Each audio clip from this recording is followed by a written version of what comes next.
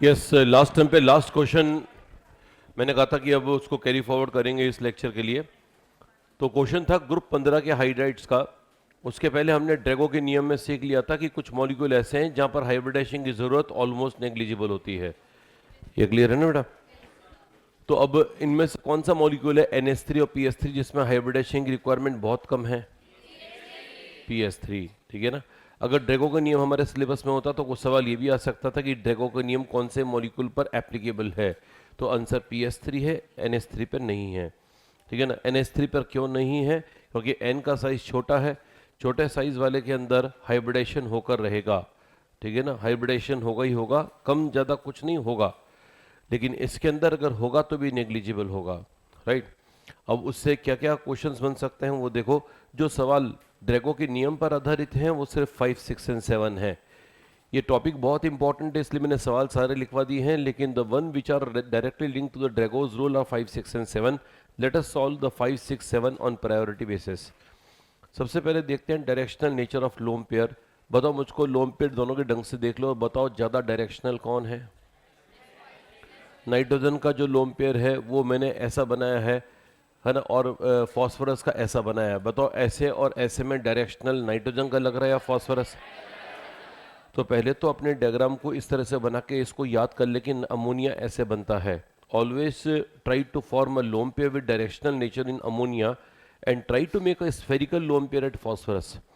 क्यों है वो बात की बात है। फॉस्फोरस पर फॉस्फीन में लोन पेयर हमेशा गोलाकार बनाओ, यानी स्फेरिकल बनाओ। ऐसा क्यों है वो सुनिएगा। मुझको बताओ कि नाइट्रोजन और फॉस्फोरस में कहाँ पर हाइब्रिडेशन हुआ है? जब हाइब्रिडेशन होगा तो S और P मिक्स होंगे बेटा। इसका मतलब ये जो लोन पेयर है वो आपको sp3 ऑर्बिटल में मिलेगा कि नहीं मिलेगा बेटा? बताओ sp3 ऑर्बिटल में S करेक्टर है या P है या दोनों है? तो P की मदद से डायरेक्शन आ जाएगा कि नहीं आ जाएगा बेटा? आ जाएगा। बताओ इसके अंदर ये वाला जो ऑर्बिटल है वो क्या है? Almost, almost pure. प्योर कौन सा? Pure S। क्या ये मैंने पिछली बार प्रूव किया था बेटा? अगर ये ऑलमोस्ट प्योर S है तो इसका डायरेक्शनल नेचर ज़्यादा है या कम है? कम है, इट इज़ लेस डायरेक्शनल। नीचे आते आते जैसे आर्सेनिक वाले पे आओगे, अगर आर्सेनिक वाले पे आओगे ऐसे नीचे आते आते अगर लास्ट में आप बिस्मत पर आते हो, बिस्मत में 3H लगाते हो तो बोलते हैं बिस्मत हाइड्राइड। बिस्मत हाइड्राइड का लोन पेयर परफेक्टली स्फेरिकल होगा, परफेक्टली स्फेरिकल, क्योंकि ये एकदम प्योर एस होगा। It is the purest S. इसका मतलब नाइट्रोजन से फॉस्फोरस में आने पर लोन पेयर में कौन सा कैरेक्टर बढ़ रहा है? मैं रिपीट कर रहा हूँ, नाइट्रोजन से बिस्मत में आने पर लोन पेयर में कौन सा नेचर बढ़ रहा है? एस या पी? एस। और एस बढ़ने पर क्या हो रहा है? वो डायरेक्शनल या नॉन डायरेक्शनल? तो हम ये कहेंगे कि ये तो प्योर एस हो चुका है, और प्योर एस है मतलब नॉन डायरेक्शनल है, नॉन डायरेक्शनल, ठीक है। ये इस तरह से है। तो मुझको बताओ directional nature of lone pair का जवाब क्या आएगा? ऊपर से नीचे, क्योंकि ये मैं ऐसे लिखा है लेकिन आप जानते हैं बेटा नाइट्रोजन फॉस्फोरस ऊपर से नीचे का मूवमेंट है ना। तो बताओ टॉप टू बॉटम में इसका जवाब क्या आएगा? टॉप टू बॉटम में डिक्रीज होगा या इंक्रीज होगा? डिक्रीज होगा, ठीक है। जिसका लोन पेयर डायरेक्शनल होता है या लोन पेयर डायरेक्शनल होता है वो छोड़ो। सबसे पहले तो आपने क्या वर्ड सुना हुआ है? Lewis base. लुईस बेस मतलब लोन पेयर डोनर या एक्सेप्टर। डोनेशन अच्छा कौन करेगा? जिसपे लोन पेयर डायरेक्शनल है या नॉन डायरेक्शनल? इसका मतलब लुईस बेसिक स्ट्रेंथ जो है इसके लिए मैं लिख रहा हूं proportional to directional nature of lone pair. Directional nature of lone pair के प्रोपोर्शनल है। सोच के बताओ अब कि लुईस बेसिक स्ट्रेंथ का आंसर क्या होगा? Top to bottom Lewis basic strength कम होगी या बढ़ेगी? हाँ, सबसे अच्छा लुईस बेस कौन है? NH3। क्योंकि आगे बोलो क्यों? NH3 में लोन पेयर डायरेक्शनल है या नॉन डायरेक्शनल? डायरेक्शनल होगा तो उसमें लोन पेयर देने की टेंडेंसी मैक्सिमम होगी ना बेटा। जबकि जो नीचे आते आते जो लोन पेयर है वो स्फेरिकल हो रहा है, and spherical do not have greater tendency to donate the lone pair.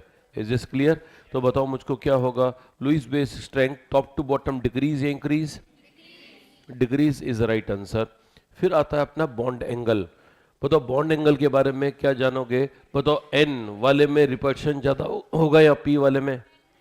ये देखो n का जो मैंने बनाए हैं वो बॉन्ड मैंने ऐसे बनाए हैं। ऐसे बनाने का मतलब ये ज़्यादा डेंस है या कम डेंस है? डेंसिटी जब ज़्यादा है तो रिपल्शन, जो इलेक्ट्रॉन डेंसिटी ज़्यादा है तो इलेक्ट्रॉन इलेक्ट्रॉन रिपल्शन ज़्यादा होगा ना बेटा। तो इसका मतलब हम ये लिखेंगे कि यहाँ पर रिपल्शन ज़्यादा है, मोर रिपल्शन। ये एंगल अगर थीटा है तो मोर रिपल्शन से मोर थीटा, इसका मतलब थीटा टॉप टू बॉटम जाएंगे तो बढ़ेगा या कम होगा? हाँ, कम होगा। यहाँ पर थीटा जो है वो तकरीबन 106 डिग्री होता है, यहाँ पर आते आते 90 डिग्री हो जाता है। बताओ 106 डिग्री से 90 डिग्री का सफ़र हो रहा है तो ये बॉन्ड एंगल लगातार बढ़ रहा है या कम हो रहा है? कम हो रहा है। ज़्यादा अच्छा ये रहेगा कि आप इसमें ड्रैगो को इन्वॉल्व नहीं करके कॉमन सेंस लगाओ। कॉमन सेंस कहता है कि सेंटर एटम जब छोटा है तो बताओ उसके बॉन्ड छोटे होंगे या बड़े होंगे? रिपीट कर रहा हूँ, सेंट्रल एटम छोटा है तो बॉन्ड छोटे होंगे। छोटे बॉन्ड की इलेक्ट्रॉन डेंसिटी ज़्यादा होती है, इसलिए आप हमेशा जब भी याद रखो अमोनिया को, तो अमोनिया को थोड़े से बॉन्ड को डार्क कर दो, गाढ़े बना दो, ताकि आपको पता चले कि अच्छा इसमें रिपल्शन ज़्यादा है। ठीक है ना। When I have drawn the molecule like this, मैंने ये शो करने का प्रयास किया है कि इसमें इलेक्ट्रॉन डेंसिटी ज़्यादा है इसलिए रिपल्शन भी ज़्यादा है तो बॉन्ड एंगल भी ज़्यादा होगा। अगर आप बोलोगे कि सर इसको ड्रैगो के नियम से कैसे एक्सप्लेन करोगे, तो बताओ ड्रैगो का नियम यहाँ से यहाँ पर आने पर यहाँ पर क्या होगा? ये प्योर एस है या प्योर पी है? तो ये क्या है? ऑलमोस्ट, आगे बोलो बेटा, क्या ऑलमोस्ट प्योर क्या है? पी। यानी इसका मतलब इसके पास इसकी तुलना में यहाँ पर एस कम है या ज़्यादा है? यहाँ पर एस कम है। एस कम होने का मतलब एंगल कम या एंगल ज़्यादा?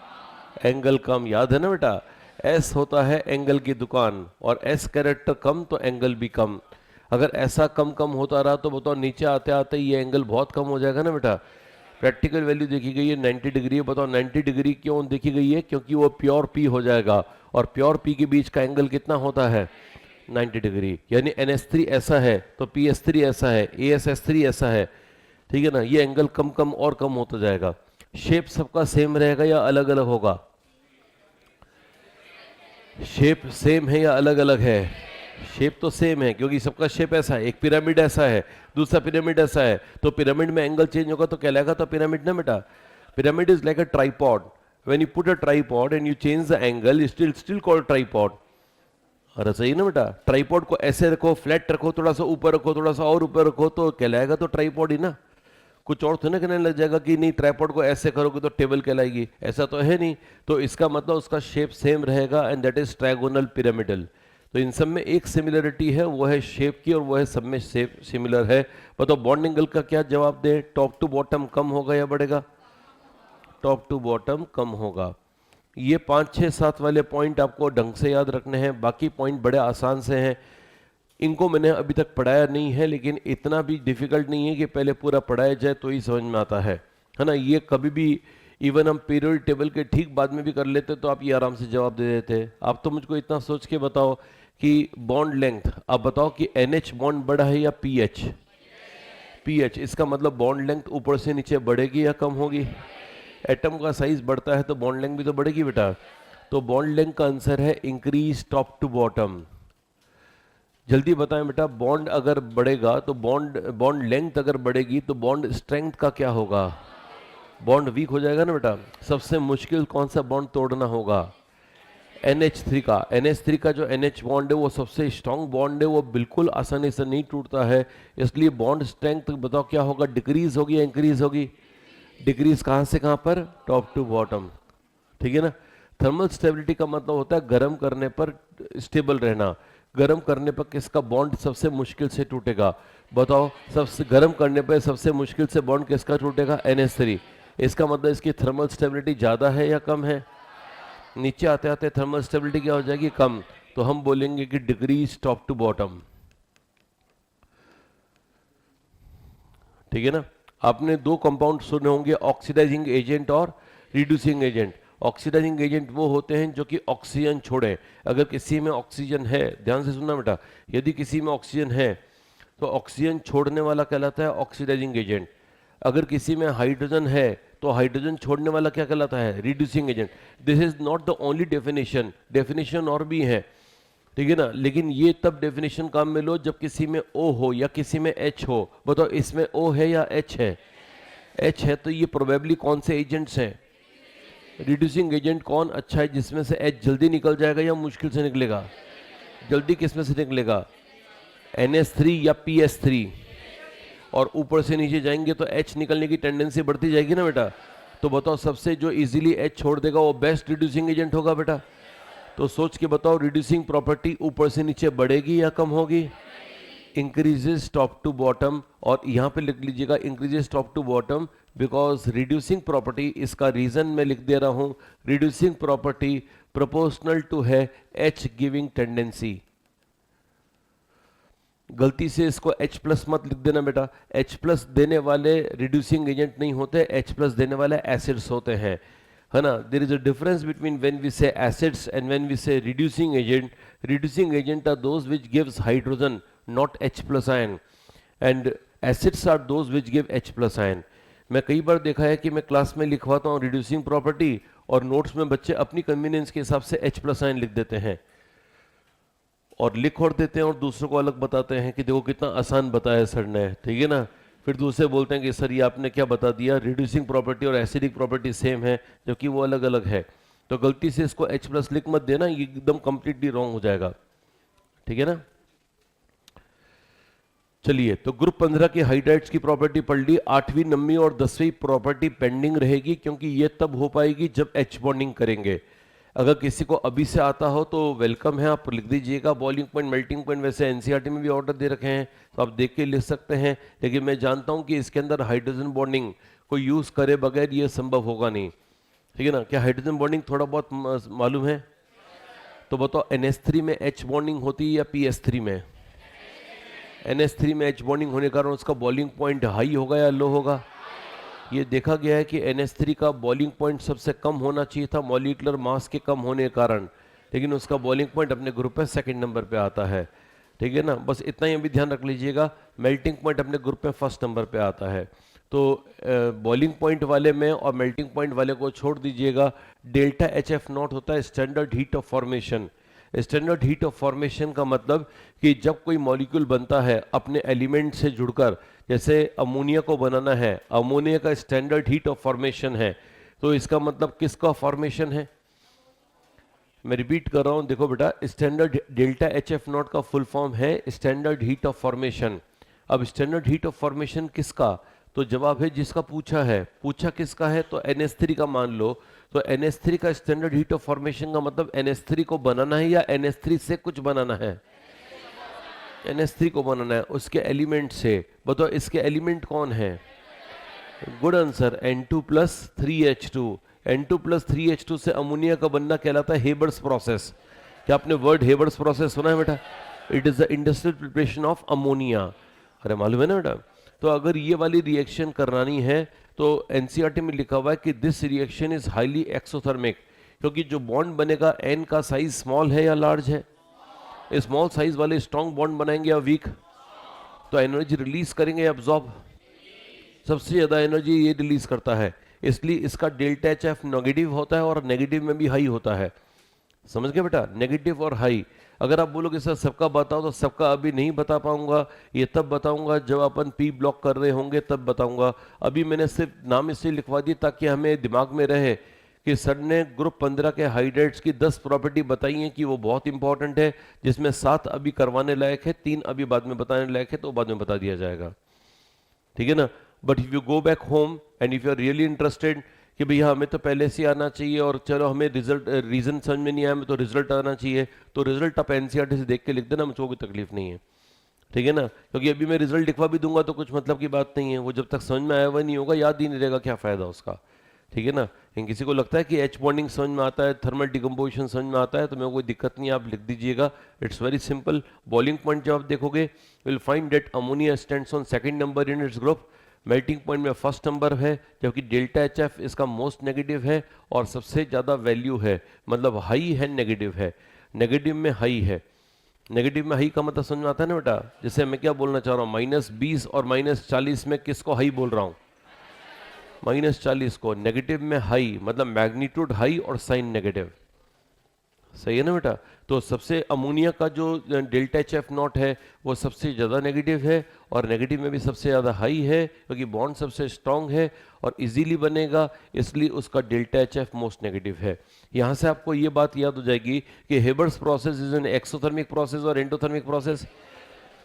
when you remember this thing कि ये exothermic process है, then you start doing the questions of chemical equilibrium also।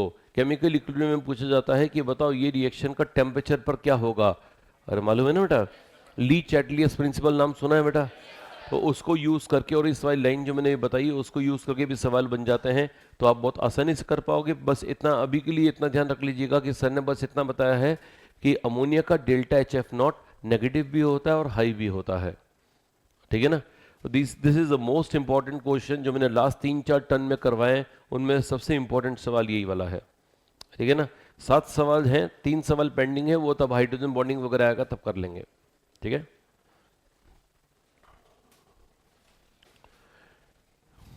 ये सारे लिख दिए बेटा आपने, क्यों?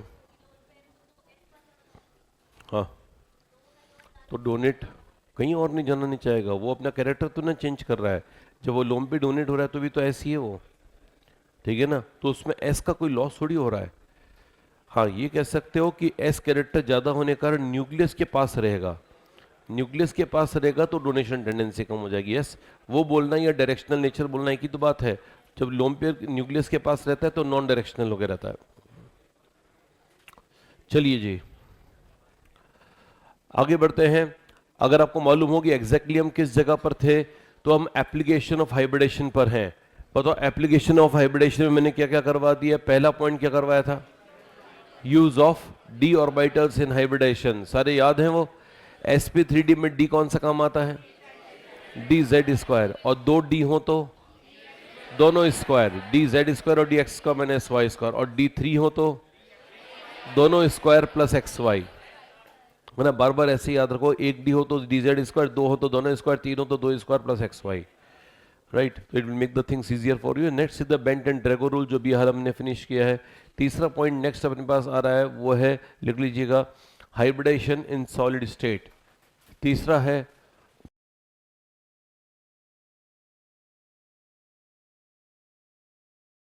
Hybridisation in solid.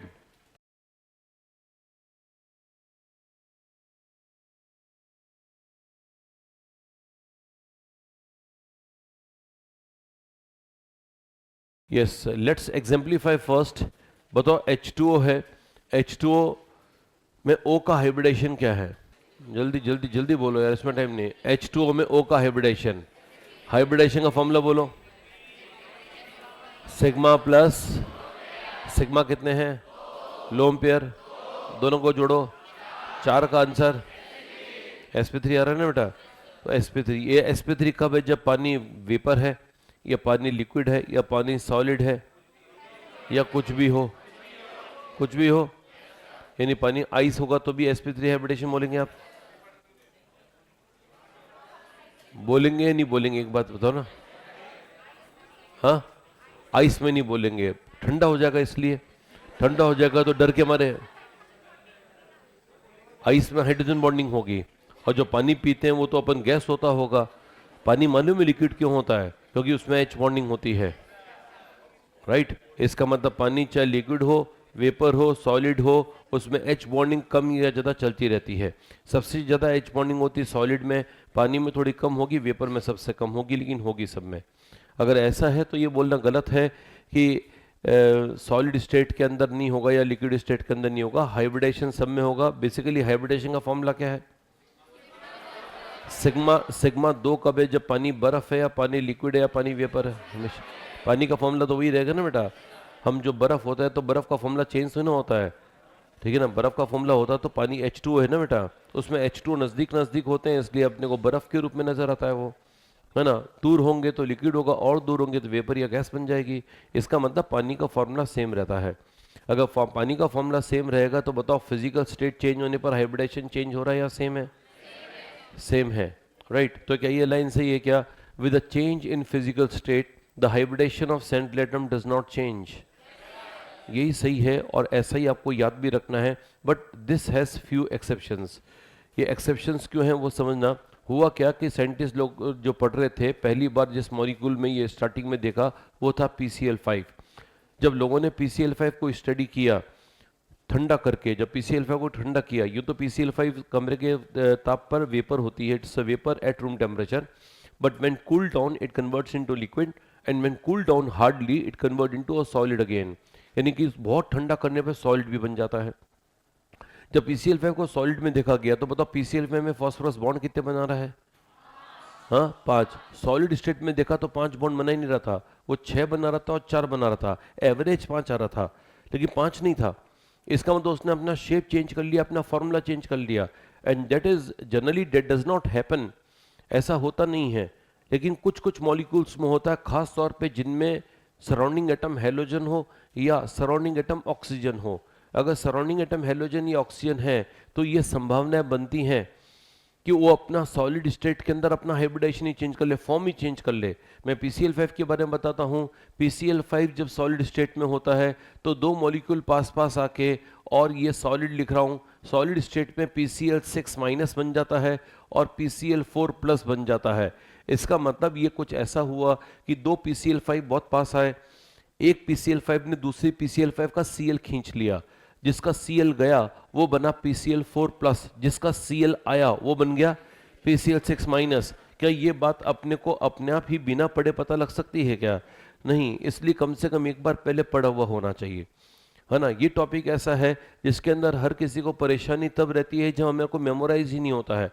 तो ये टॉपिक शुद्ध मेमोराइज करने वाला है, याद करने वाला है। आपको याद क्या करना पड़ेगा कि सर ने कुछ मॉलिक्यूल ऐसे बताए हैं जो सॉलिड स्टेट में आते आते अपना हाइब्रिडाइजेशन वही रखते हैं या चेंज कर लेते हैं, क्योंकि उनका मॉलिक्यूल ही चेंज हो जाता है। जब मॉलिक्यूल चेंज हो जाएगा तो हाइब्रिडाइजेशन चेंज होना लाजमी बात है, right. So there are few molecules normally which are having surrounding atom as halogens और surrounding atom as oxygen। halogen और oxygen वाले surrounding atom वाले कुछ मॉलिक्यूल ऐसे शो करते हैं, जिनमें से मोस्ट इंपॉर्टेंट यही है। आज तक जो PYQ में अगर आपको सवाल मिलेगा इस टॉपिक पे वो यही मिलेगा, आगे आने वाले समय में भी आएगा तो इस पे ही पूछा जाएगा, ये मैं जानता हूँ।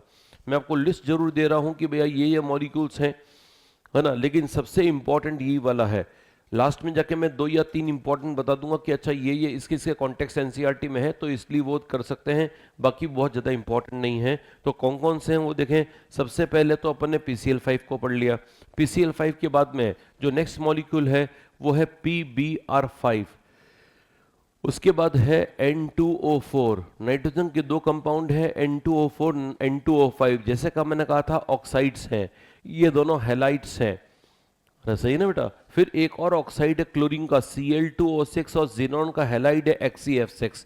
बताओ सब में क्या आ रहे हैं, या तो ऑक्साइड्स आ रहे हैं या फिर क्या आ रहे हैं, हैलाइड्स आ रहे हैं। ऑक्साइड्स और हैलाइड्स की प्रॉपर्टी क्या है कि कुछ ऑक्साइड और कुछ हैलाइड ऐसे हैं जो सॉलिड स्टेट में आने पर अपना फॉर्मूला वही रखते हैं या चेंज कर लेते हैं। अगर फॉर्मूला चेंज कर लेंगे तो हाइब्रिडाइजेशन में चेंज होगा कि नहीं होगा बेटा, है ना। ये जो फॉर्मूला चेंज करते हैं इनको बोलते हैं आयन पेयर्स का बनना। ये क्या है बेटा, आयन पेयर्स। ये आयन पेयर्स हैं। इस आयन पेयर को याद करने का सबसे बेहतरीन तरीका है फास्फोरस। PCl5 के लिए ध्यान रखो ये 2 मॉलिक्यूल रिएक्शन करते हैं, बाकी सब में एक एक मॉलिक्यूल से रिएक्शन हो जाती है। अगर फास्फोरस PCl5 में 2 मॉलिक्यूल से रिएक्शन हो रहा है, बाकी सब में एक मॉलिक्यूल से रिएक्शन हो रहा है, तो अब नेक्स्ट जो याद करने का तरीका वो ये है कि जब ये सॉलिड स्टेट में जाएंगे, when they enter into the solid state then the compounds formed are ion pairs। इनके ion pairs बनते हैं।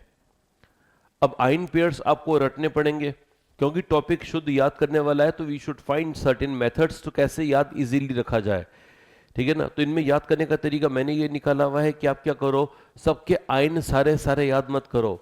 अगर अपने आप याद हो जाते हैं बाई द वे तो भूल भी मत जाओ कि नहीं सर ने कहा था कि सारे याद नहीं करने हैं, ठीक है ना, थोड़े बहुत भूलने पड़ेंगे, वो तो कुछ तरीका नहीं हुआ। अगर आपको बाई द वे याद हो गए तो अच्छी बात है, बाई द वे याद नहीं हुए तो क्या करना है, क्या करो, एनायन को रट लो। All remember all anions. जैसे मैंने याद रख रखा है कि PbR, अगर PbR5 बनता है तो इसमें बनता है Br माइनस। क्या एनायन है, इन दोनों के एनायन। मैं नाइट्रोजन के ऑक्साइड आते ही मैं लिख देता हूं nitrate, NO3 minus. NO3 minus है या NO2 माइनस है, NO3 माइनस होता है नाइट्रेट, NO2 माइनस होता है नाइट्राइट। मैंने इनके नाइट्रेट एनायन याद रख रखे हैं, नाइट्रेट और ये नाइट्रेट। इसका एनाइन मैंने याद रख रखा है 4 ऑक्सीजन वाला। बताओ 4 ऑक्सीजन वाला एनाइन कौन सा होता है? क्लोरीन का ClO4 माइनस। ClO4 माइनस को बोलते हैं परक्लोरेट। क्या नाम है बेटा? Perchlorate is right answer, ClO4 minus. और लास्ट में इसका सिंपल F है तो F माइनस, F है तो F माइनस। तो ये मैंने याद रख रखे हैं। अगर आप बोलोगे सर इससे क्या फायदा, इससे ये फायदा है कि अगर आपने एनाइन याद किया हुआ है तो क्या इस मॉलिक्यूल में से एनाइन घटा दोगे तो कैटाइन निकल जाएगा ना बेटा। जरा सोचो, थोड़ा दिमाग लगाओ, बताओ अगर एनाइन ये है तो कैटाइन क्या होगा? Br कितने? 4, बिल्कुल सही। और चार्ज क्या? प्लस। चलो इसके साथ बताओ क्या होगा?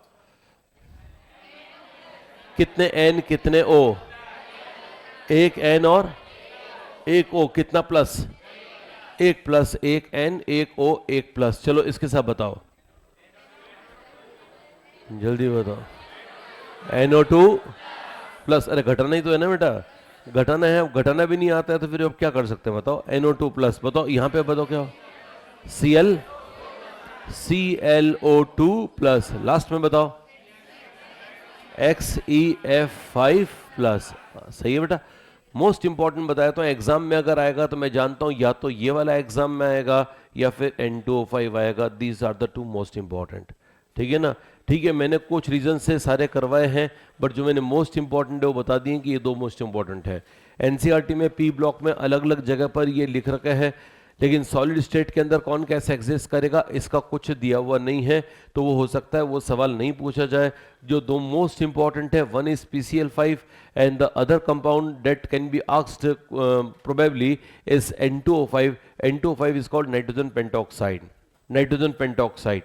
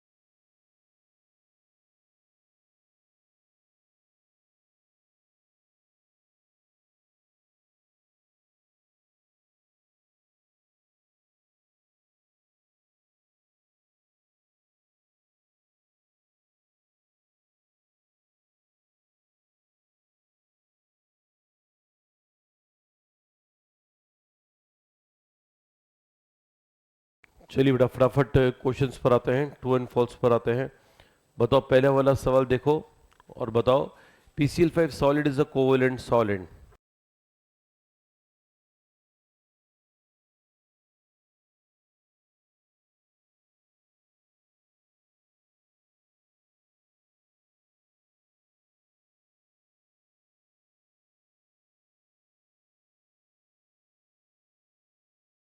हाँ बेटा, एक चैप्टर आपके कुछ समय पहले मतलब नीट में पहले एक चैप्टर हुआ करता था सॉलिड स्टेट। तो सॉलिड स्टेट में सॉलिड्स को 4 भागों में डिवाइड किया गया था। सॉलिड 4 प्रकार के होते हैं, covalent solid, molecular solid, metallic solid और आयोनिक सॉलिड। गलती से लोग ये सोच लेते हैं कि अब चैप्टर गया तो ये टॉपिक भी गया, जबकि ऐसा है नहीं। अभी भी एनसीईआरटी और एनसीईआरटी एग्जाम्पलर में क्वेश्चन भरे हुए हैं इसके कि इनमें से मॉलिक्यूलर सॉलिड कौन है, कोवेलेंट सॉलिड कौन है। तो मैं आज बता रहा हूँ आपको, ढंग से सुनना कि कौन से सॉलिड को कैसे कहते हैं। बताओ मीथेन सॉलिड है, लिक्विड है या गैस है? क्या कभी सॉलिड हो सकता है वो? छोड़ो, पानी क्या है, सॉलिड लिक्विड या गैस? हाँ, नॉर्मली अपन जो पीते हैं वो तीनों लिक्विड। तो सॉलिड हो सकता है वो, क्या करना पड़ेगा? ठंडा करना पड़ेगा। मीथेन के लिए भी वैसे ही जवाब देना है आपको कि सर ठंडा करना पड़ेगा, कोई ना कोई फ्रीजिंग पॉइंट तो आएगा ना उसका, कभी ना कभी तो फ्रीज होगा ना बेटा। जब फ्रीज होगा तो फ्रीजिंग पॉइंट आएगा, सॉलिड हो जाएगा। ठीक है ना। अब सोचो मीथेन जब सॉलिड है तो सॉलिड मीथेन के अंदर अगर हम माइक्रोस्कोप लगा के देखें कि कैसे पैकिंग, मतलब कैसे सॉलिड स्टेट के अंदर की क्या चीज़ है, अंदर वो कैसा दिखता है, तो यूं दिखता है कि एक मीथेन का मॉलिक्यूल होता है, उसके बगल में दूसरा मीथेन का मॉलिक्यूल होता है, और इनके बीच में कोई कोवेलेंट बॉन्ड नहीं होता, वैन डर वाल्स फोर्सेस होते हैं। कौन से फोर्स होते हैं बेटा? वैन डर वाल्स फोर्सेस कौन से, स्ट्रॉन्ग वाले या वीक वाले? वीक वाले। इसका मतलब ये वाले मॉलिक्यूल जो कोवेलेंट मॉलिक्यूल्स आप जितने ही पढ़ते हो, ऑर्गेनिक कंपाउंड में जितने भी कंपाउंड्स पढ़ते हो, ऑर्गेनिक कंपाउंड में क्या क्या पढ़ते हो? Alcohol, ether, aldehydes, ketone, carboxylic acids, anhydrides, asters, amides, acid halides, जितने भी कंपाउंड आप पढ़ते हो दूर दूर तक जो भी है। इनऑर्गेनिक में भी सिंपल मॉलिक्यूल जो पॉलीमर नहीं है, सिंपल मॉलिक्यूल है, PCl3, NCl3, है ना, H2O, ठीक है, ये सारे के सारे मॉलिक्यूल सिंपल दिखने, CO2, सिंपल मॉलिक्यूल जो भी दिखते हैं वो सारे के सारे जो हैं वो इसी तरह से पैक्ड रहते हैं, और ऐसे कंपाउंड्स को बोलते हैं मॉलिक्यूलर सॉलिड। क्या बोलते हैं बेटा? जो मॉलिक्यूल्स के फॉर्म में रहे, जिनमें वैन डर वाल्स फोर्सेस होते हैं, उनको बोलते हैं मॉलिक्यूलर सॉलिड। दुनिया के अधिकांश कंपाउंड जब सॉलिड बनता है तो मॉलिक्यूलर सॉलिड ही होता है, ठीक है ना। दूसरे सॉलिड अगर अपने आसपास चारों तरफ देखोगे तो जैसे आप जिस बेंच पे बैठे हो वो मेटल का बना हुआ है। किसका बना हुआ है बेटा? मेटल का। मेटल के सॉलिड्स का नाम है मेटेलिक सॉलिड। मेटल जितने भी एक साथ सब के सब एक तरह के solid, metallic solid, right. All metals are examples of, हाँ, metallic solid. The small molecules when they solidify are examples of, अरे बोलो यार, मॉलिक्यूलर सॉलिड। स्मॉल मॉलिक्यूल जब सॉलिड्स बनेंगे तो उन सॉलिड का नाम क्या होगा? Molecular solid. डायमंड सुना है बेटा? डायमंड के अंदर बॉन्ड आयनिक होता होगा या कोवेलेंट? कोवेलेंट करके वो मॉलिक्यूल की फॉर्म में एग्जिस्ट करता है, जायंट स्ट्रक्चर। डायमंड के अंदर रहता है कार्बन के पास कोवेलेंट बॉन्ड, फिर उस कार्बन से वापस कोवेलेंट बॉन्ड, फिर जाला होता है कोवेलेंट बॉन्ड का। ऐसा कोई छोटा मॉलिक्यूल नहीं होता है कि कार्बन 4-5 के साथ में बनाया हुआ है फिर वो वैन डर वाल्स फोर्सेस कर रहे हैं, वैसा नहीं, लगातार कोवेलेंट बॉन्ड का जाला। अगर लगातार कोवेलेंट बॉन्ड का जाला है तो ये बहुत कम में होता है, लेकिन जिसमें होता है उसका नाम है कोवेलेंट सॉलिड। तो कोवेलेंट सॉलिड का मतलब कौन से सॉलिड? जिनमें कोवेलेंट बॉन्ड हो या नहीं हो, लेकिन थोड़े से हो या लगातार हो, बस लगातार बोलना है। इसमें कोवेलेंट बॉन्ड लगातार है या कुछ समय बाद वैन डर वाल्स है? पहले कोवेलेंट है, फिर थोड़े वैन डर वाल्स, फिर कोवेलेंट है, फिर वैन डर वाल्स। ऐसा लग रहा है कोवेलेंट बॉन्ड जो है वो ज़्यादा नहीं है, इसलिए बीच बीच में वैन डर वाल्स से काम चलाना पड़ रहा है। लेकिन अगर कोवेलेंट बॉन्ड ही हो और लगातार कोवेलेंट बॉन्ड ही बनते चले जाएं तो ऐसे को बोलते हैं कोवेलेंट सॉलिड, ठीक है ना। और सबसे आसान होता है, आयन से बने हुए सॉलिड होते हैं आयनिक सॉलिड। तो आज के बाद क्या ध्यान रखोगे? सॉलिड कितने प्रकार से विभाजित होते हैं? 4। आयन से बने हुए सॉलिड, लगातार कोवेलेंट बॉन्ड से बने हुए, मॉलिक्यूल से बने हुए, मॉलिक्यूलर सॉलिड, और मेटल से बने हुए। बताओ इन सब सॉलिड में कोवेलेंट सॉलिड कौन है? छोड़ो, मॉलिक्यूलर कौन है? क्या मॉलिक्यूलर सॉलिड कोई है? सारे हैं या इनमें से कोई कोई है? इनमें से कोई भी नहीं है मॉलिक्यूलर, सारे के सारे आयन से बने हुए ना बेटा। अभी अभी बताया कि सबसे आसान होता है आयन से बने हुए, और फिर आसान सवाल ही पूछा है मैंने पूछा है बताओ ये सारे कैसे हैं? बोल रहे हैं कि मॉलिक्यूलर है। अरे तब तक आपको ये मालूम नहीं था, तब तक मॉलिक्यूलर बोलो अच्छा भी लगता है। जब आपको बता दिया गया है कि आयन से बने हुए हैं तो मतलब इन सॉलिड का नाम कौन सा सॉलिड है? अब बताओ इनमें से PCl5 solid is a covalent solid, सही है या गलत है? क्या इसमें लगातार जाइंट स्ट्रक्चर है या नहीं है? नहीं है। अब बताओ इनमें आयंस हैं? अगर ऐसा प्रोसेस नहीं होता, बाय द वे एग्जाम में सवाल लगे इमेजिनरी, अगर PCl5 सॉलिड स्टेट में आयन पेयर्स नहीं बनाता तो वो सॉलिड का नाम क्या हो जाता? अगर PCl5 आयन पेयर्स नहीं बनाता तो सॉलिड स्टेट में उस सॉलिड का नाम क्या हो जाता? कौन सा? हाँ, जिनके कोवेलेंट बॉन्ड आप गिन सकते हो, मतलब थोड़े से ही कोवेलेंट बॉन्ड है, मतलब मॉलिक्यूलर है। क्या PCl5 में कोवेलेंट बॉन्ड गिन सकते हैं हम? अरे गिन सकते हैं। कितने हैं? तो 5 गिन सकते हो, मतलब लगातार तो नहीं ना बेटा कोवेलेंट, तो इसका मतलब मॉलिक्यूलर सॉलिड है। छोटे मॉलिक्यूल से बने हुए सॉलिड्स का नाम क्या है? Molecular solid. अब बताओ मुझको फर्स्ट स्टेटमेंट सही है या गलत है? हाँ, गलत, सही स्टेटमेंट, मतलब ये गलत है, ये आपने सही बोला। नेक्स्ट बताओ, cation of PCl5 solid is square planar. बताओ PCl5 सॉलिड का कैटायन का फॉर्मूला बताइए। अरे देख के तो बता दो यार, कहां सोए हुए हो। PCl4 प्लस में सिग्मा कितने हैं? लोन पेयर 0, टाइप AB4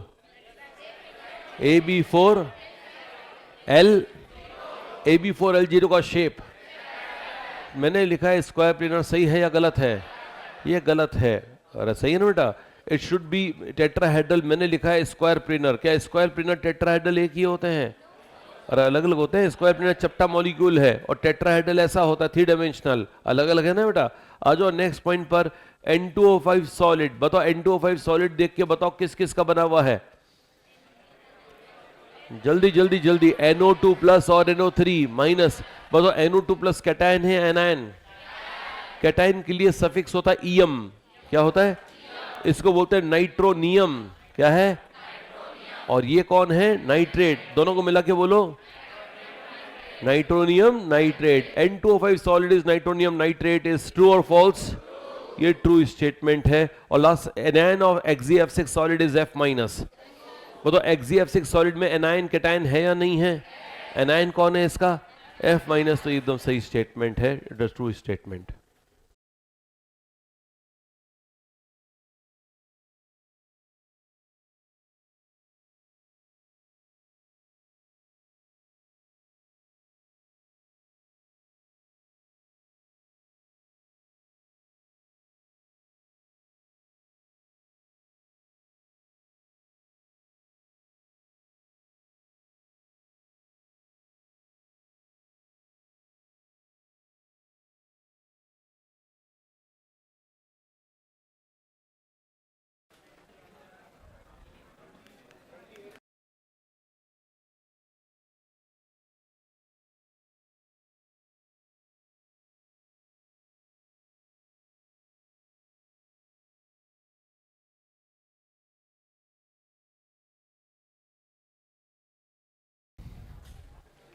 हाँ देखो बेटा, नेक्स्ट आ रहा है हाइब्रिडेशन इन रेडिकल्स। बताओ हाइब्रिडेशन का फॉर्मूला क्या सीखा है आपने?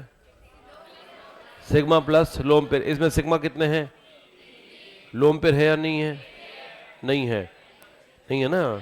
क्या इसके बाद लोन पेयर या अनपेड इलेक्ट्रॉन? अनपेड इलेक्ट्रॉन वाली प्रजातियों को पैरामैग्नेटिक बोलते हैं या फ्री रेडिकल्स बोलते हैं? और दोनों दोनों दोनों, पैरामैग्नेटिक भी बोलते हैं और फ्री रेडिकल्स भी बोलते हैं, मालूम है ना बेटा। अब सुनिएगा ध्यान से, अगर यहाँ पर पैरामैग्नेटिज्म है, यहाँ भी पैरामैग्नेटिज्म है, यहाँ भी पैरा, सब फ्री रेडिकल्स है। सिग्मा बॉन्ड सब में है या नहीं है? लोन पेयर नहीं है। अगर लोन पेयर होता तो हाइब्रिडेशन का क्या निकालता है? सिग्मा प्लस लोन पेयर से निकाल लेते हैं। ठीक है, अब सुना ध्यान से, याद करने वाली लाइन क्या है जिससे ये चारों एक साथ हो जाएंगे आपसे? वो याद करने लाइन तो ये है कि इनको लोन पेयर जैसा मान लेना अगर सराउंडिंग एटम इलेक्ट्रोनेगेटिव है। क्या मैंने आपको हाइब्रिडेशन की थ्योरी पढ़ाते समय कहा था कि सराउंडिंग एटम की EN ज्यादा होने पर हाइब्रिडेशन आसान हो जाता है? बस वही लाइन ध्यान रखो। बताओ इनमें हाइब्रिडेशन करना है, इनका हाइब्रिडेशन नहीं करना होता है, वैसे नहीं होता इनका हाइब्रिडेशन, लेकिन हो सकता है depending upon how electronegative is surrounding atom.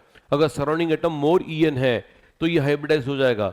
यानी कि खास बात जो आपको काम में लेनी वो ये है कि orbital containing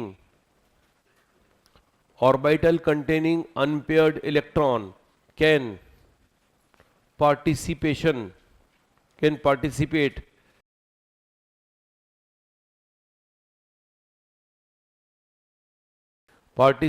in hybridization if surrounding atom is high electronegative। ये लाइन यूज करनी है आपको। इसका मतलब इसको हाइब्रिडाइज करना है या नहीं करना है डिपेंड करेगा सराउंडिंग एटम इसको परमिशन दे रहा है कि नहीं दे रहा है। ठीक है ना, सोच के बताओ बेटा, पहले वाले मॉलिक्यूल में सराउंडिंग एटम लेस EN है या मोर EN है?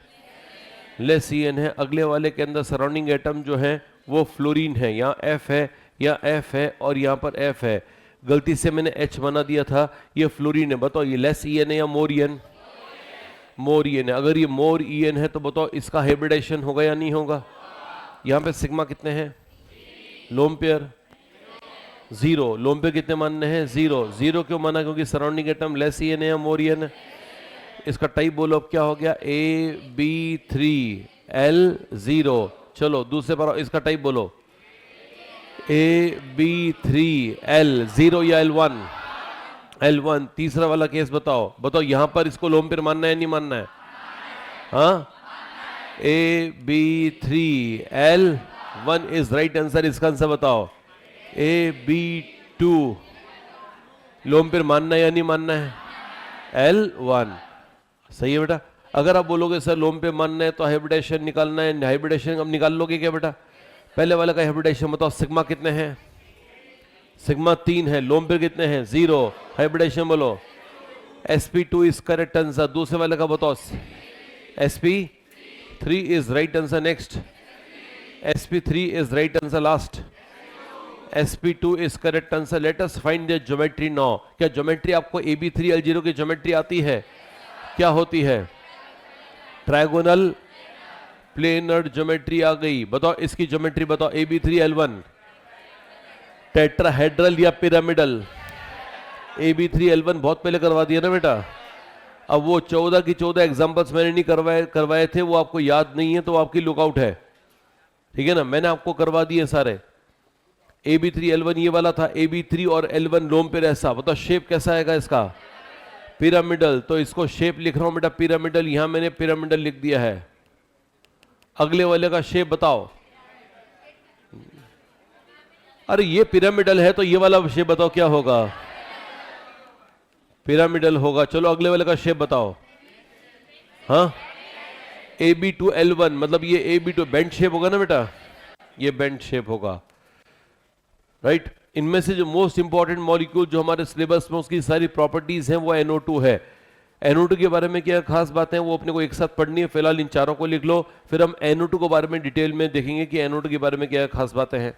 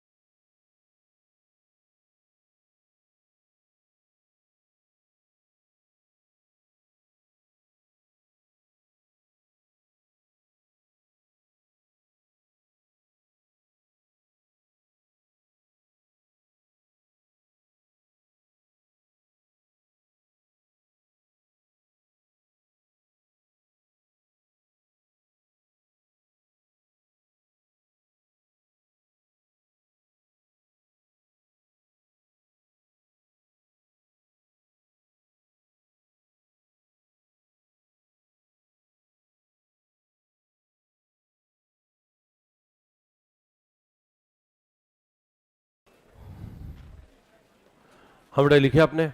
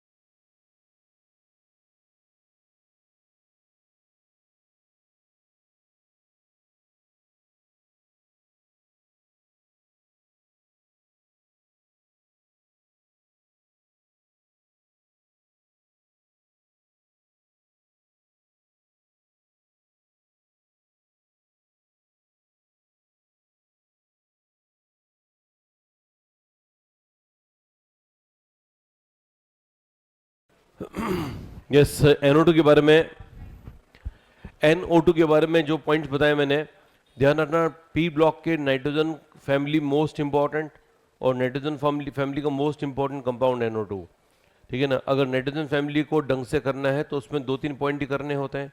पहला तो एक टेबल है NCERT की जो पी ब्लॉक में करवाऊंगा। दूसरा है N के हाइड्राइड्स, मतलब इसके ग्रुप 15 के हाइड्राइड। क्या ग्रुप 15 के हाइड्राइड हमने कर लिए पहले से ही? कितने सवाल किए उसके ऊपर? अरे 10 मैंने लिखवाए हैं। मैंने सॉल्व कितने करा दिए? 7।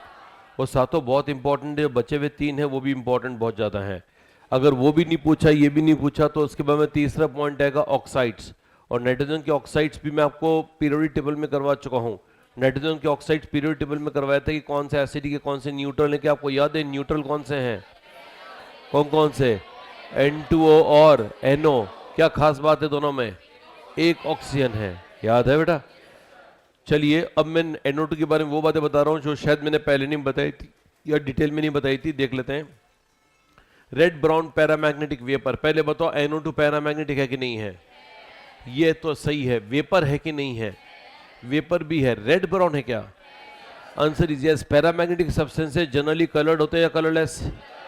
ये भी कलर्ड है। और कलर कौन सा है इसका? Red brown. इसका मतलब ये सही बात है या गलत है? एकदम सही बात है, तो इसको ट्रू स्टेटमेंट कर दीजिएगा। फर्स्ट स्टेटमेंट ट्रू है। सेकंड स्टेटमेंट को देखिएगा। सेकंड स्टेटमेंट कह रहा है कि ये वाला जो है वो बेंट sp2 शेप है। बताओ बेंट sp2 है या नहीं है? ये तो देख के आप बता दे रहे हो, आराम से सही है, कोई दिक्कत नहीं है। तीसरा, it has 2 types of NO bond length. बताओ ये डबल बॉन्ड है और ये सिंगल है। डबल और सिंगल में कौन छोटा कौन बड़ा? डबल छोटा या सिंगल छोटा? डबल छोटा सिंगल। तो 2 तरह की बॉन्ड लेंथ है या एक ही टाइप की है? 2 टाइप की लगता है, लेकिन आंसर है एक टाइप की, बिकॉज ऑफ रेजोनेंस। जब तक आप कोऑर्डिनेट बॉन्ड को खोलोगे नहीं, पता नहीं चलेगा। क्या मैंने आपको पहली क्लास में कोऑर्डिनेट बॉन्ड को खोलना बता दिया था? बताओ कोऑर्डिनेट बॉन्ड को कैसे खोलें। यहां पर N लिखो, यहां पर अनपेयर इलेक्ट्रॉन है, डबल बॉन्ड O, आगे बोलो सिंगल बॉन्ड O। अब बताओ या माइनस या प्लस? और यहां बताओ ये वाला माइनस इस पाई के साथ रेजोनेंस करेगा क्या ना? तो ये इलेक्ट्रॉन यहां पर आएगा, ये इलेक्ट्रॉन यहां पर आएगा। तो बताओ रेजोनेंस के अंदर O सिंगल बॉन्ड N पे प्लस और O डबल बॉन्ड यहां पर हो जाएगा। ये दोनों रेजोनेटिंग स्ट्रक्चर। बताओ दोनों रेजोनेंस करने के कारण दोनों NO बॉन्ड लेंथ एक जैसी हो जाएंगी, अलग अलग रहेंगी? रेजोनेंस जब भी होता है तो प्रॉपर्टीज गेट एवरेज्ड अप। अरे मालूम है ना बेटा, जैसे बेंजीन है, बेंजीन में रेजोनेंस के कारण सारे carbon carbon bond length same हो जाती है ना बेटा। तो जब वहां सेम हो जाती है तो यहां पर क्यों नहीं होगी? तो इसका मतलब यहां पर भी हो जाती है, इसलिए कहना गलत होगा। जिन लोगों को नहीं मालूम होता है रेजोनेंस का, वो लोग सोचते हैं ये वाली लाइन तो एकदम गलत, ये वाली लाइन तो एकदम सही है। जो कि सही बात तो है कि 2 type of NO bond length इसमें नहीं है, बिकॉज में रेजोनेंस है। तो इसका रीजन कर दीजिएगा, इसको क्रॉस कर दीजिएगा और रीजन लिख दीजिएगा रेजोनेंस। रेजोनेंस के चलते इसमें दोनों बॉन्ड लेंथ सेम हो जाती हैं। NO2 की दोनों बॉन्ड लेंथ रेजोनेंस के कारण सेम है। चलिए बेटा, यहां तक क्लियर है। तो थोड़ा और आगे बढ़ते हैं और देखते हैं अब क्या बोल रहा है। बताओ NO2 की बात कर रहा है। No formal charge at N and O। बताओ NO2 में देख के बताओ फॉर्मल चार्ज N पर है या O पर है? N पर कितना है? O पे कितना है? -1 नहीं है, -1/2 है, बिकॉज एवरेज होगा रेजोनेंस के कारण। जब रेजोनेंस होगा तो एवरेज हो जाता है ना बेटा। बताओ -1 तो इस पे है, इस पे 0, अगली बार इस पे -1 आ रहा है, इस पे 0 आ रहा है, तो एवरेज होके -1/2 हो जाएगा ना बेटा। इसका मतलब फॉर्मल चार्ज किस पे है? N पर, O पर या दोनों पर? ये बोल रहा है दोनों में से किसी पे फॉर्मल चार्ज है ही नहीं। तो ये सही है या गलत है? ये फॉल्स है। इसका सही जवाब होगा N का फॉर्मल चार्ज है +1 और O का फॉर्मल चार्ज है -1/2। ठीक है जी। चलिए, अदर पॉसिबल स्ट्रक्चर लिखा है मैंने। NO2 का एक और पॉसिबल स्ट्रक्चर लिखा है। बताओ ये वाला स्ट्रक्चर NO2 का एक और संभावित संरचना यानी पॉसिबल स्ट्रक्चर है या नहीं है? अगर ये आपको लगता है गलत है तो गलत क्यों है? नाइट्रोजन ने कितने बॉन्ड बना लिए? 4। क्या नाइट्रोजन 4 बना सकता है? बिल्कुल बना सकता है। अमोनिया में नहीं बनाता क्या? NH4+ नहीं सुना आपने? तो फिर नाइट्रोजन 4 बॉन्ड बनाएगा, इसमें गलत कहाँ है? तो आंसर है नाइट्रोजन 4 बॉन्ड बनाएगा तो कितने ऑर्बिटल यूज हो गए? 4। अब ये जो अनपेयर्ड इलेक्ट्रॉन रखने के लिए ऑर्बिटल बचा ही नहीं। मेरी बात समझ आ रही बेटा? अगर इसको ये मॉलिक्यूल बनाना है तो नाइट्रोजन के पास कितने ऑर्बिटल होने चाहिए थे? ऐसे गिनते हैं 1 2 3 4 5। इसको बनाने के लिए एक ऑर्बिटल, इसको एक, इसको एक, इसको एक, इसको एक। नाइट्रोजन के पास कितने ऑर्बिटल हैं? क्योंकि नाइट्रोजन कौन से पीरियड का है? अगर थर्ड का होता तो उसके पास पांच हो सकते थे, लेकिन नाइट्रोजन सेकंड पीरियड का होने के कारण ऐसा स्ट्रक्चर बनाएगा ही नहीं बनाएगा? अरे बोलो, नहीं बनाएगा। तो इसका मतलब ये ट्रू है या फॉल्स है? फॉल्स। इसका रीजन है नाइट्रोजन सेकंड पीरियड का है, नाइट्रोजन सेकंड पीरियड का है, और इस कारण से नो वैकेंट डी, उसके पास कोई वैकेंट डी नहीं है। तो ऐसे कंपाउंड बनाने की लग्जरी नाइट्रोजन के पास नहीं है, ठीक है ना। नाइट्रोजन NO2 बना सकता है, लेकिन उसका शेप वो होगा जो कि मैंने पहले बताया था, 1 double bond O, the coordinate bond O an unpaired electron on the centre of nitrogen. It can not make 2 double bond simultaneously, 2 double bond एक साथ नहीं बना सकता, क्योंकि ऐसा करने पर पांचवें इलेक्ट्रॉन को रखने के लिए ऑर्बिटल बचेगा ही नहीं। जब ऑर्बिटल नहीं बचेगा then the compound will not exist, ठीक है ना। फाइन, तो इसका मतलब आपने ये भी कर लिया है कि ये इस तरह से एग्जिस्ट नहीं करेगा। बताओ, मैंने आपको क्या बताया? वह NO2 पानी में 25 बनाता है, ऐसा लाइन आपको मैंने पहले बताई हुई है क्या? क्या बोला था मैंने आपको? NO2 पानी में क्या बनाता है? 25। इसका मतलब बताओ, कोई अगर किसी को पूरी याद हो तो बताओ, NO2 पानी में क्या क्या बनाता है? 25 का मतलब क्या था? 2 और 5। 2 का मतलब NO और 5 का मतलब HNO3। याद आया बेटा? इसका +2 है, इसका +5 है। NO2 पानी में क्या बना लेता है? 25। यानी पानी को ऑक्सीडाइज कर रहा है, रिड्यूस कर रहा है, या दोनों कर रहा है, या कुछ नहीं कर रहा है? इसका ऑक्सीडेशन भी खुद का हो रहा है, रिडक्शन भी खुद का हो रहा है। पानी को ना ऑक्सीडाइज करेगा ना रिड्यूस करेगा, इसलिए पानी को चेंज नहीं कर रहा है, खुद डिस्प्रपोर्शनेट कर रहा है। इस रिएक्शन का नाम क्या होता है? डिस्प्रपोर्शनेशन। इसका मतलब आज के बाद क्या ध्यान रखोगे? NO2 पानी में क्या हो जाता है? डिस्प्रपोर्शनेट हो जाता है। NO2 tends to disproportionate in water. ये बोल रहा है ऑक्सीडाइज वाटर। सही है या गलत है? गलत है। इसकी जगह सही वर्ड आएगा, इसको लिख देंगे NO2 disproportionate in water to form NO plus HNO3। याद करने का तरीका 25। NO2 disproportionate in water to form NO plus HNO3। याद करने का तरीका है 25। बताओ NO2 का नेचर क्या है? Acidic, basic, neutral? अब यार ये याद नहीं आपको, बताओ। NO, नाइट्रोजन के सभी ऑक्साइड एसिडिक होते हैं, 2 के अलावा वो 2 न्यूट्रल होते हैं। बताओ न्यूट्रल कौन कौन से होते हैं? N2 और NO। बताओ ये उनमें से है या नहीं है? उसके अलावा जो भी वो सारे कैसे हैं? एसिडिक।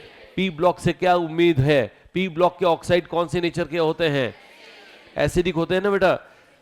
अरे बोलो भाई, P ब्लॉक के ऑक्साइड कौन से नेचर के होते हैं? एसिडिक। ये भी P ब्लॉक का है तो ये भी एसिडिक ही है ना। उम्मीद इससे यही थी कि एसिडिक होगा, और जितना उम्मीद थी वैसा ही निकला ये। इसके 2 शुरुआती कंपाउंड N2 और NO भले न्यूट्रल है, लेकिन बाकी सारे नाइट्रोजन ऑक्साइड्स कैसे हैं? एसिडिक। तो बताओ एसिडिक होने का मतलब है कि क्या ये एसिड रेन का फैक्टर बन सकता है? एसिड रेन जिन चीजों के कारण होती है वो सब एसिडिक वेपर्स हैं या नॉन एसिडिक वेपर, या क्या है? Acidic vapour. क्या ये एसिडिक वेपर है या नहीं है? है। इसलिए ये फैक्टर ऑफ एसिड रेन माना गया है। एसिड रेन के 2 फैक्टर होते हैं बेटा, 2 इंपॉर्टेंट फैक्टर में से एक SO2 है और दूसरा NO2 है, ठीक है ना। एसिड रेन वाली बात आजकल इन्वायरमेंटल साइंस के कारण काफी पूछा जाता है, तो बीच बीच में सवाल पूछ ली जाते हैं, क्योंकि आप ऐसी चीजों को बायोलॉजी में पढ़ते हो, इधर यहाँ से केमिस्ट्री में भी आती हैं चीजें, ठीक है ना। तो अभी से ध्यान रख लीजिएगा कि एसिड रेन के रिस्पॉन्सिबल फैक्टर कौन माना गया है? Both SO2 and NO2। बताओ इनमें से कौन एसिडिक नेचर का है? Both are acidic nature because they belong to which block? P block. आगे आते हैं, it dimerise at low pressure. मैं भी चेंज कर रहा हूं स्लाइड में, वापस स्लाइड पर आ जाऊंगा। आप पहले बताओ मुझको, क्या आपने शब्द सुना है डाइमराइज? डाइमराइज का मतलब क्या होता है? 2 मॉलिक्यूल का जुड़ना। 2 मॉलिक्यूल का जुड़ना, अगर 2 मॉलिक्यूल जुड़ रहे हैं तो उसको बोलते हैं डाइमराइज होना। 2 मॉलिक्यूल कैसे जुड़ेंगे वो देखिए बेटा। N यहां पर है O2 और यहां पर अनपेयर इलेक्ट्रॉन है, N यहां पर है O2 और यहां पर अनपेयर इलेक्ट्रॉन है। अगर ये दोनों ओवरलैप कर जाएं तो N सिंगल बॉन्ड NO2O2 बन जाएगा और ये बन जाएगा N2O4 मॉलिक्यूल। अरे सही है ना बेटा? ये बन गया डाइमर। क्या बन गया ये? तो इसको बोलते हैं डाइमर, और प्रोसेस का नाम होता है डाइमराइजेशन। बताओ डाइमर बनने के लिए मॉलिक्यूल पास में आएंगे या दूर? पास में आने के लिए कब पास में, वेपर पास में कब आएगी? जब ठंडा करेंगे या गर्म करेंगे? हाँ, गर्म करेंगे वेपर उड़ जाएंगी ना बेटा। अगर पास में लाना, ठंडा करना पड़ेगा, लो क्या लेना पड़ेगा? टेम्परेचर, और इन पे दबाव देना पड़ेगा, प्रेशर हाई करना पड़ेगा या लो देना पड़ेगा? हाई। अगर आपने एक्सपेंड कर दिया, प्रेशर लो कर दिया, पार्टिकल दूर चले जाएंगे। लो प्रेशर पे पार्टिकल दूर जाते हैं, रिएक्शन मुश्किल होती है। अगर आपको रिएक्शन आसान करनी है, आगे बोलो क्या? हाई प्रेशर या लो प्रेशर? जैसे हाई प्रेशर करोगे, दबाव दे रहे हो, तो वो संपीड़ित होंगे यानी कंप्रेस होंगे, पार्टिकल पास में आएंगे, and the tendency to get reacted will increase. अगर ऐसा होगा तो बताओ लो टेम्परेचर के अलावा क्या लिखूं? High pressure. बताओ लो टेम्परेचर हाई प्रेशर पे क्या प्रोसेस होने लगेगा? डाइमर फॉर्मेशन होने लगेगा। We get on the back slide and tell me, बताओ ये वाला line, it dimerise at low pressure high temperature, सही है या गलत है? ये एग्जैक्टली उल्टा है या आधा सही आधा गलत है? एग्जैक्टली उल्टा है, ठीक है ना। तो इसका मतलब इसको रॉन्ग कर देंगे। एक और बात पे मैं आऊंगा, उसके बाद आप सारे एक साथ लिख दीजिएगा। Bond angle. बताओ NO2 में N का हाइब्रिडाइजेशन क्या है? जल्दी बताओ, जल्दी बताओ। sp2 का एक्सपेक्टेड एंगल, sp2 का एक्सपेक्टेड एंगल 120। अब बताओ ये लोम पिट जैसा मानना है या नहीं मानना है? बताओ इसके रिपल्शन से इसके रिपल्शन से ये एंगल थीटा 120 ही रहेगा, या थोड़ा सा कम या थोड़ा सा ज्यादा? थोड़ा सा कम। कितना डिग्री कम? लगभग 2-3 डिग्री कम। तो अप्रोक्सीमेटली 117 डिग्री सही आ रहा है कि नहीं आ रहा है? एनसीईआरटी में इसकी वैल्यू 134 डिग्री दे रखी है। 117 डिग्री जो है वो एकदम गलत जवाब है, आसपास भी नहीं है सही जवाब के। हाँ, हमने जो करा उसे समझ में जरूर आ रहा है कि 117 एकदम बढ़िया एंगल है ना। मैंने आपको गलत समझा दिया और आपको पता भी नहीं चला, गलती थी कहां। आपको लग रहा है बड़ा मस्त एकदम एकदम सही है 117। अगर आप नहीं देते, हम बोल देते 117, ठीक है ना। वो तो मैंने दे दिया, तो आप मेरी बात के साथ जो है सहमति दिखा रहे हो। नहीं तो मैं जानता हूं, मैं कभी एग्जाम में क्लास में पूछ लेता हूं तो बच्चे 117 118 का नाम लेते हैं कि सर 2-3 डिग्री कम हो जाएगा। ये गलत क्यों है वो सुनिएगा। कुछ लोग बोलते हैं कि ये अनपेयर इलेक्ट्रॉन लोन पेयर है, ये गलत है, लोन पेयर नहीं है, बस ये हाइब्रिडाइज हो रहा है। और हाइब्रिडाइज क्यों हो रहा है? क्योंकि सराउंडिंग एटम हाई ईएन है, लो ईएन है। सराउंडिंग एटम हाई ईएन होने का क्या मतलब? क्या अनपेयर इलेक्ट्रॉन पेयर्ड हो जाएगा? ये एक इलेक्ट्रॉन है या 2 इलेक्ट्रॉन है? तो इसको 2 मान सकते हैं क्या? अगर ये ऐसा होता, ये एन होता, यहां पर बॉन्ड, यहां तो बॉन्ड है, यहां भी बॉन्ड है, यहां भी बॉन्ड होता, अगर लोन पेयर नहीं होता बॉन्ड होता, एंगल अब कितना होता? थीटा कितना होता? 120। अब सोच के बताओ, यहां बॉन्ड का मतलब कितने इलेक्ट्रॉन है? अगर 2 इलेक्ट्रॉन है, अब सोच के देखो 2 इलेक्ट्रॉन में से मैं क्या कर रहा हूं, बहुत बढ़िया बात बताऊंगा बेटा, ध्यान देना। 2 इलेक्ट्रॉन में से मैंने 1 इलेक्ट्रॉन हटा दिया, कितने इलेक्ट्रॉन रह गए? बताओ 1 इलेक्ट्रॉन का रिपल्शन ज्यादा होगा 2 इलेक्ट्रॉन से या कम? ये रिपल्शन कम होने का मतलब ये रिपल्शन पहले की तुलना में, और इसकी तुलना में ये रिपल्शन ज्यादा है, तो एंगल अब खुलेगा या बंद होगा? किससे बढ़ जाएगा? 120 से ज्यादा या 120 से कम?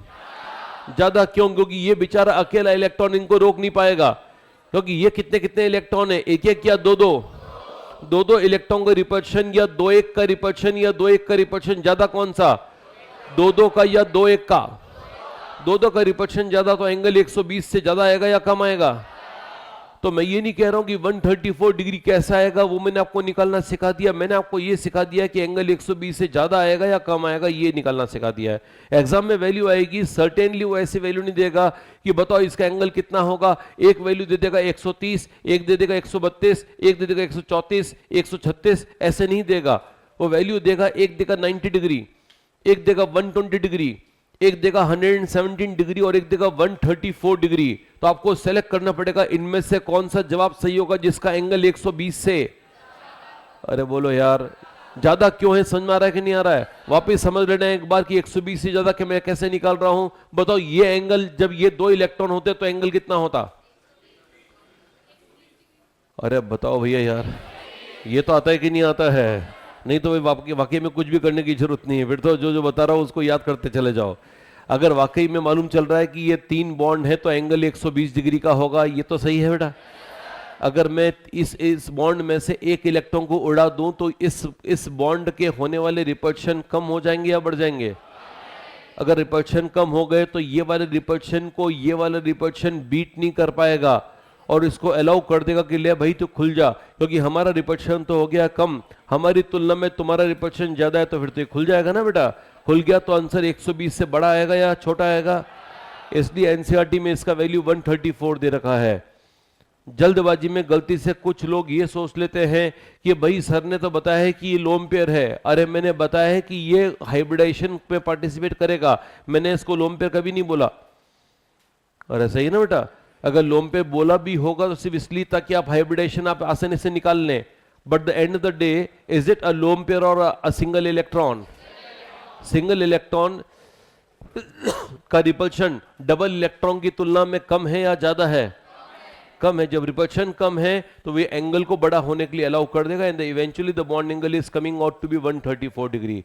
अब क्योंकि इंपॉर्टेंट कंपाउंड है NO2, डोंट टेक चांस। आप सिर्फ इतना याद मत करो कि 120 से बड़ा है, आप ये याद रखो सर ने क्लास में वैल्यू 134 डिग्री लिखवाई थी। ठीक है ना बेटा, कर लीजिएगा इसको।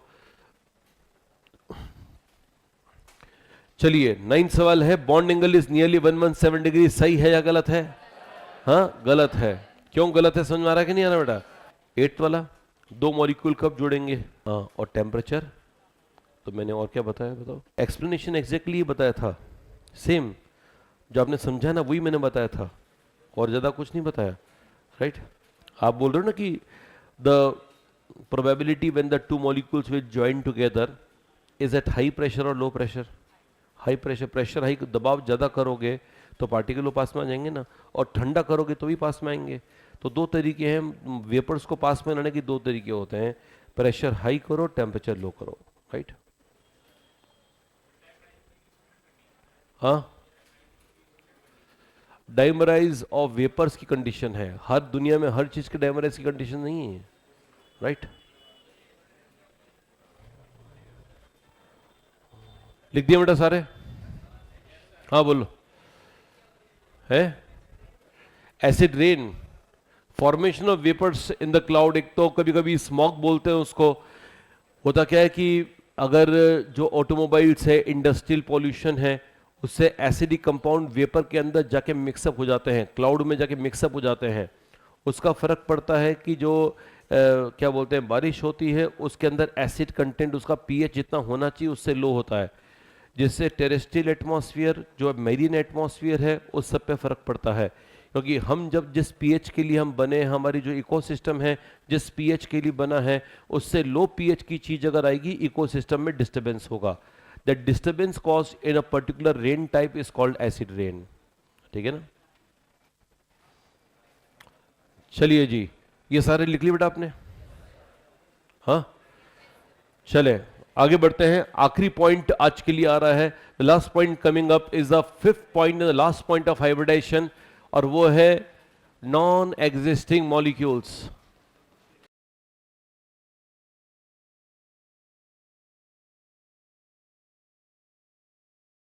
Non existing molecules, non existing molecule को समझाने का कुछ वो है ही नहीं कि मैं इसको ट्रिक से समझाऊं कि भैया नॉन एग्जिस्टिंग मतलब जो एग्जिस्ट नहीं कर पाते हैं।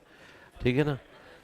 एग्जिस्ट जो नहीं कर पाते हैं उनमें से कुछ तो ऐसे होते हैं जो साफ साफ पता लग जाता है कि एग्जिस्ट नहीं करेंगे, इसलिए ऐसे सवाल कभी पूछेगा नहीं, कोई नहीं पूछेगा। ऐसा कोई नहीं पूछेगा बताओ कार्बन के साथ कितने हाइड्रोजन, कार्बन के साथ मैक्सिमम कितने एच हो सकते हैं? 4। फॉर्मूला क्या होता है? तो अब ऐसे कोई नहीं पूछेगा बताओ CH6 का भी सुना है क्या?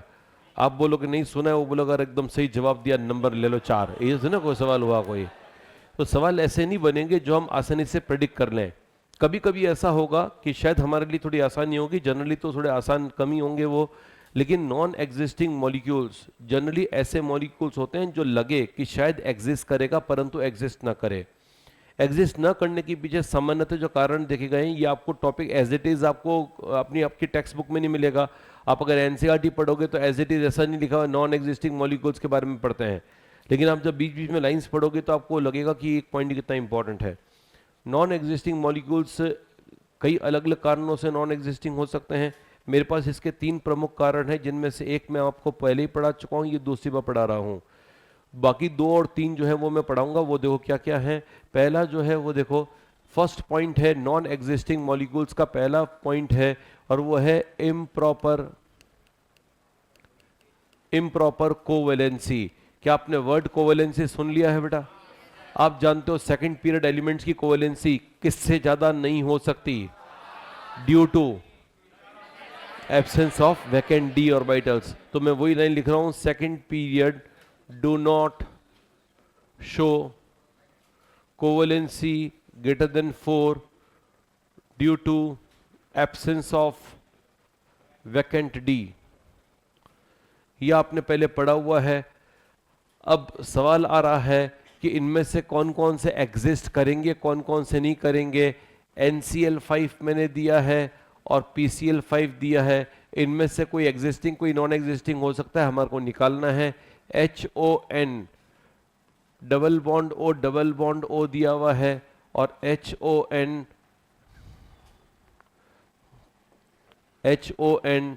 Double bond O coordinate bond O दिया हुआ है। हमें दिया हुआ है बेंजीन पर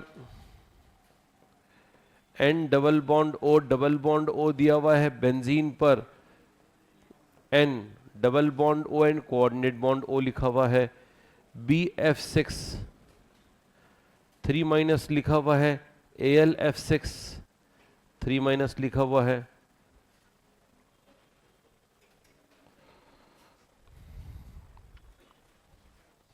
CF6 2- लिखा हुआ है। SiF6 2- लिखा हुआ है। OF4 SF4 OF6 SF6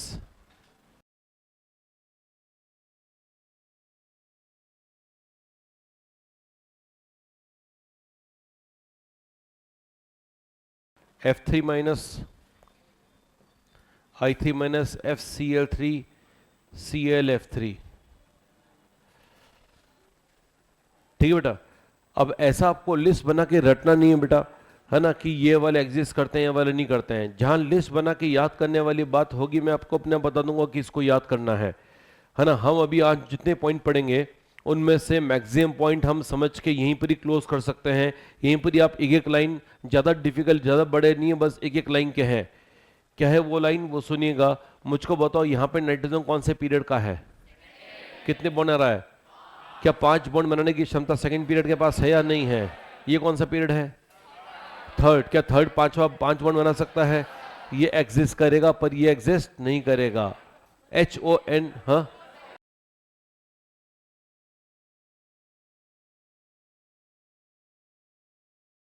ठीक है ना।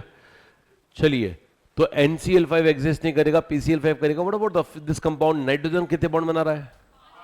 5 बॉन्ड, मतलब एग्जिस्ट नहीं करेगा। यहाँ कितने बना रहा है? 4, मतलब एग्जिस्ट करेगा। ये कितने बना रहा है? 5। अब ये सारे PYQs हैं बेटा, सारे एक एक करके PYQs बता रहा हूँ, सारे पूछे हुए हैं। या ITG में पूछा हुआ है कि नाइट्रोबेंजीन का स्ट्रक्चर ऐसा होता है, तो सही है या गलत है? जल्दी बोलो, गलत है, ये गलत है। What about this? ये सही है। बोरोन कितने बॉन्ड बना रहा है? बना सकता है या नहीं? नहीं बना सकता, तो रॉन्ग कर दो। बताओ, एल्यूमिनियम बना सकता है क्या? रीजन बोलिए, एल्यूमिनियम का रीजन कौन से पीरियड का है? थर्ड पीरियड का है, तो उसको बनाने की संभावना है। कार्बन 6 बॉन्ड नहीं बना सकता, सिलिकॉन 6 बॉन्ड बना सकता है। अब इंपॉर्टेंट बात, ऑक्सीजन कौन से पीरियड का है? सेकंड पीरियड वाले कितने बॉन्ड बना सकते हैं? अब लाइन मॉडिफाई करवा रहा हूं, सुनना। सेकंड पीरियड वाले 4 बॉन्ड हमेशा बना सकते हैं। सही या गलत?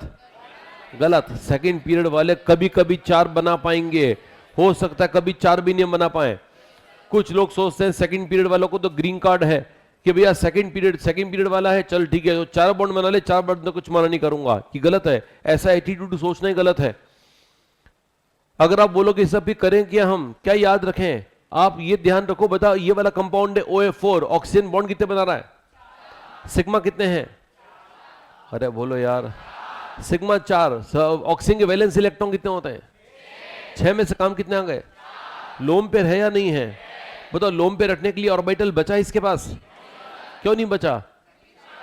4 बॉन्ड तो इसमें एफ में बनाने में काम आ गए। जब इसके चारों बॉन्ड यहां काम आ गए तो इसको रखने के लिए, लोन पेयर रखने के लिए इसके पास ऑर्बिटल है या नहीं है?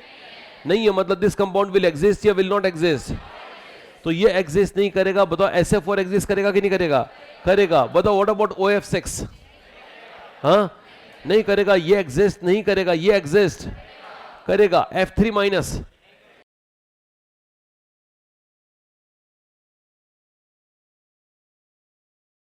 करेगा या नहीं करेगा? आपने सुना हुआ नहीं है इसलिए नहीं करेगा। ऐसी रीजनिंग दे रहे हो, मैंने सुना हुआ नहीं है, ऑप्शन आएगा ऐसा कोई? आपने सुना हुआ नहीं, मैंने सुना हुआ नहीं है। F3 माइनस को कैसे सोचोगे वो सुनो। बताओ मुझको कि फ्लोरीन के वैलेंस इलेक्ट्रॉन कितने होते हैं? 3 गुणा करो, 21 माइनस चार्ज गिनो। हाँ 22। अरे 22 हो गए बेटा। क्या आपको मैंने डिवाइड बाय 8 वाला फॉर्मूला लिखवाया था आपको? चलो 22 डिवाइड बाय 8 करो। 8 दूनी 16, कितने बचे? 6, रिमाइंडर 6, तो लोन पेयर कितने हुए? 3। बताओ F3 माइनस में सेंटर एटम कौन है? सराउंडिंग कितने हैं? तो बताओ टाइप क्या हुआ? A B। सराउंडिंग कितने हैं? 2। लोन पेयर कितने आए? 3। AB2L3 में सिग्मा और क्या बोलते हैं लोन पेयर मिला के कितना आ रहा है? 5 का हाइब्रिडाइजेशन बोलो। sp3D में D की रिक्वायरमेंट होगी या नहीं होगी? फ्लोरीन कौन से पीरियड का है? सेकेंड पीरियड के बाद D है क्या? That is the reason why this does not exist. और समझ में आया कि नहीं है बेटा? तो ऐसा नहीं कि हमने सुना भाई नहीं सुना भाई, देखा भाई नहीं देखा भाई, उससे क्या मतलब होता है यार? सही है ना बेटा? तो F3 माइनस आज के बाद ध्यान रखना, इस तरह सॉल्व करना पड़ेगा। क्या लिखो F3 माइनस के लिए? एग्जिस्ट या does not exist? Does not exist, ये इंपॉर्टेंट है, याद कर लेना इसको। F3 माइनस एग्जिस्ट नहीं करता। What about I3 minus? I3 minus में सिग्मा और लोन पेयर की जोड़ के 5 आएगा, तो sp3D बनाने के लिए D है ना बेटा इसके पास, ये मजे से करेगा। बताओ इसमें सिग्मा कितने हैं? Lone pair. अब ये कैलकुलेट नहीं कर पाते तो बहुत बढ़िया। फ्लोरीन के वैलेंस इलेक्ट्रॉन 7 में से काम कितने आ गए? बचे 4 का मतलब। अब बताओ सिग्मा 3 है, लोन पेयर 2 है, टोटल 5 है। हाइब्रिडाइजेशन sp3D हो सकता है क्या? sp3D उसमें हो सकता है। फ्लोरीन के पास D है क्या? नहीं है, तो एग्जिस्ट ClF3 ये कर सकता है, बिकॉज क्लोरीन के पास D होते हैं। अरे क्लियर हो गया बेटा? ये टॉपिक जो है ये मैं पहले करा चुका था, वापस रिपीट कर दिया है। घर पे इसको बढ़िया तरह से प्रिपेयर कर लीजिएगा, ठीक है ना? आपका टेस्ट वेस्ट का क्या? हाँ ये संडे को है, नॉर्मल माइनर है, सेमी मेजर है? सेमी मेजर है क्या? चलो सेमी मेजर है, इसका मतलब ये कि टॉपिक जो रहेगा आपका वो तो पीरियोडिक टेबल तो रहेगा ही रहेगा। केमिकल बॉन्डिंग टिल टॉट होगा, और टिल टॉट में बता देता हूँ आपको कि हाइब्रिडाइजेशन ओवरलैपिंग का स्टार्टिंग पार्ट तक आएगा। हाइब्रिडेशन तो खैर पूरा आएगा, वो आज मैंने करवाई दिया है। हाइब्रिडेशन का एक पॉइंट बचा है, वो मैं नेक्स्ट टाइम पे करवा दूंगा। यूँ समझे मोटा मोटी ये गणित है।